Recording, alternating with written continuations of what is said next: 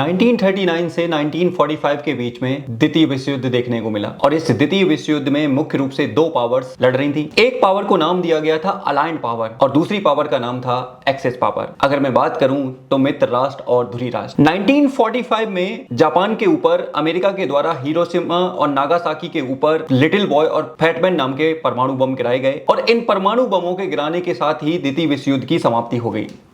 लेकिन द्वितीय विश्व युद्ध की समाप्ति के बाद एक बड़ा डेवलपमेंट विश्व में देखने को मिला और वो था दो ध्रुवीय विश्व की शुरुआत, यानी कि एक ऐसा विश्व जहां पर जिसको चलाने का काम दो पावर करेंगी। जी हां, बिल्कुल बात सही है। एक पावर थी यूएसए जो पूंजीवाद का प्रतिनिधित्व कर रहा था, साथ ही लोकतांत्रिक करण को बढ़ावा देने का काम कर रहा था। तो दूसरी पावर थी जिसका नाम था यूएसएसआर यानी कि सोवियत संघ, जो साम्यवादी विचारधारा यानी कि कम्युनिस्ट विचारधारा को आगे बढ़ाने का काम कर रहा था।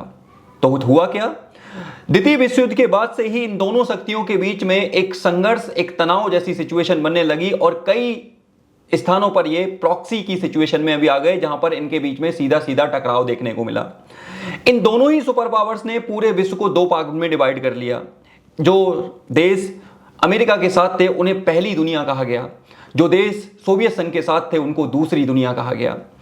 तो ऐसे में सबसे बड़ी चुनौती यह थी कि द्वितीय विश्व युद्ध के बाद दुनिया के अलग अलग हिस्सों में कई देश स्वतंत्र हुए थे। तो ऐसे में इन देशों के सामने चुनौती यह थी कि आखिर ये किसका हिस्सा बने। क्या ये यूएसएसआर के साथ जाएं, क्या ये यूएसए के साथ जाएं, या फिर अपना स्वतंत्र वजूद बनाने का काम करें, या फिर अपनी स्वतंत्र विदेश नीति के निर्माण के लिए कुछ ऐसा कार्यक्रम तैयार करें जो अमेरिका और सोवियत यूनियन के डोमिनेशन को नियंत्रित कर सके या एक मध्यम मार्ग निकाल सके। चुनौती भरा पूरा माहौल था। ऐसे में यह डिसाइड कर पाना मुश्किल था छोटे देशों के लिए, खास करके तीसरी दुनिया के देशों के लिए, यानी कि उन देशों के लिए जो 1945 के बाद आजाद हुए थे। उन देशों के लिए डिसाइड कर पाना मुश्किल था कि वो किस तरफ जाएं, क्या वो यूएसए की तरफ जाएं या फिर यूएसएसआर की तरफ जाएं। तो इस दुविधा भरे सिचुएशन में 1956 में भारत, इंडोनेशिया और घाना के द्वारा यह डिसाइड किया गया कि वो एक ऐसा संगठन दुनिया को देंगे, एक ऐसा विचार दुनिया को देंगे जो यूएसए और यूएसएसआर यानी कि दोनों ही महाशक्तियों से विपरीत होगा। और इसकी शुरुआत का नाम दिया गया नॉन अलाइनमेंट मूवमेंट। ये नॉन अलाइनमेंट मूवमेंट जो 1961 में यूगोस्लाविया के शहर बेलग्रेड में इसका पहला समिट हुआ, जिसमें मुख्य रूप से 5 देशों ने अपना भागीदारी दिखाई, जिसमें भारत, इंडोनेशिया, घाना, इजिप्ट, यूगोस्लाविया, ये 5 प्रमुख देश थे। और इन 5 प्रमुख देशों ने नॉन अलाइनमेंट मूवमेंट की शुरुआत की, यानी कि गुटनिरपेक्ष आंदोलन की शुरुआत की। यहां गुटनिरपेक्ष आंदोलन का मतलब था कि ये पांचों देश या फिर वो सभी देश जो गुटनिरपेक्ष आंदोलन का समर्थन करेंगे वो ना तो पूर्ण रूप से अमेरिका के समर्थन में जाएंगे और ना ही पूर्ण रूप से यूएसएसआर के समर्थन में जाएंगे, वो अपनी स्वतंत्र विदेश नीति के निर्माण का काम करेंगे। इसीलिए इसकी गुटनिरपेक्ष आंदोलन की शुरुआत की गई।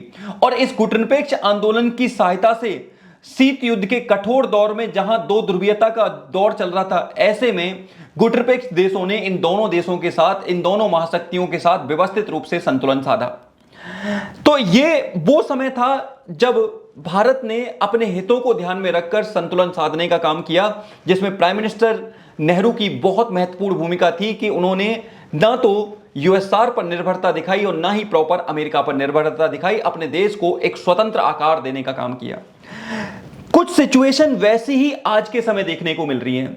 आज भारत 21वीं सदी में है और दुनिया भर के पटल पर देखा जाए तो कई प्रकार के विवाद देखने को मिल रहे हैं, जहां अमेरिका और चाइना सीधे सीधे ट्रेड वॉर और बाकी विवाद में देखने को मिलता है, तो वहीं रसिया और यूक्रेन के बीच में एक लंबे समय से वॉर चला आ रहा है। हाल में ही ईरान और इजराइल के बीच में एक बड़ा तनाव देखने को मिला। यानी कि विश्व के अलग अलग कोनों में देखा जाए तो बहुत ज्यादा तनाव और असमंजस की सिचुएशन है। तो क्या एक बार फिर से भारत के लिए समय आ चुका है कि भारत गुटनिरपेक्ष आंदोलन 2.0 की शुरुआत करे, भारत गुटनिरपेक्ष आंदोलन सेकंड वर्जन को लॉन्च करे, जिससे कि भारत जिस प्रकार की चुनौतियां चल रही हैं, जिस प्रकार के युद्ध और तनाव की सिचुएशन बन रही है, ऐसे में भारत अपनी विदेश नीति का निर्माण व्यवस्थित रूप से कर सके।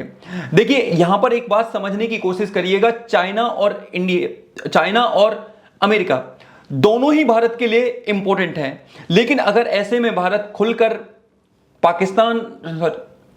खुलकर अगर अमेरिका का समर्थन करता है तो चाइना से प्रॉब्लम क्रिएट होगी, खुलकर चाइना का प्रॉब्लम करता है तो अमेरिका से प्रॉब्लम होगी, दूसरी तरफ खुलकर रसिया का समर्थन करता है तो यूक्रेन से प्रॉब्लम होगी, यूक्रेन का समर्थन करता है तो किससे, रसिया से प्रॉब्लम होगी, एक और तरफ खुलकर इजराइल का समर्थन करता है तो ईरान से प्रॉब्लम होगी, और ईरान का समर्थन करता है तो इजराइल से प्रॉब्लम होगी।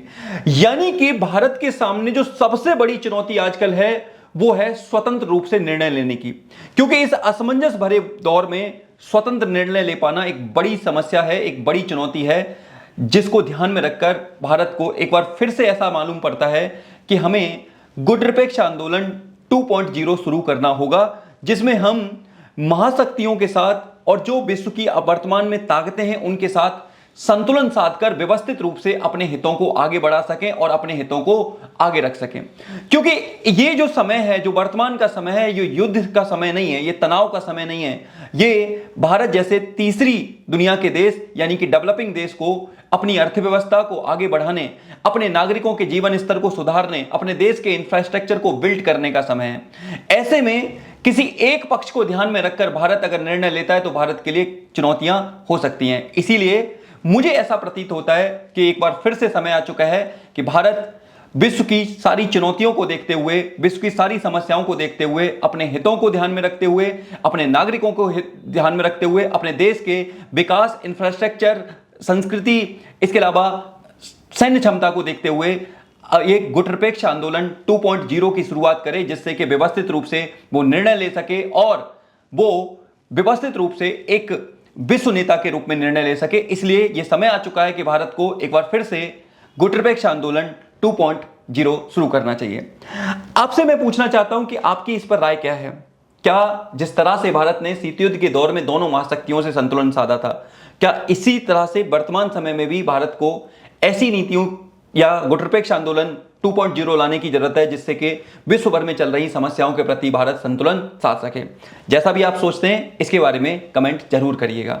तो ये थी आज की वीडियो, ये क्लास जैसा भी लगे आप इसको बताइएगा।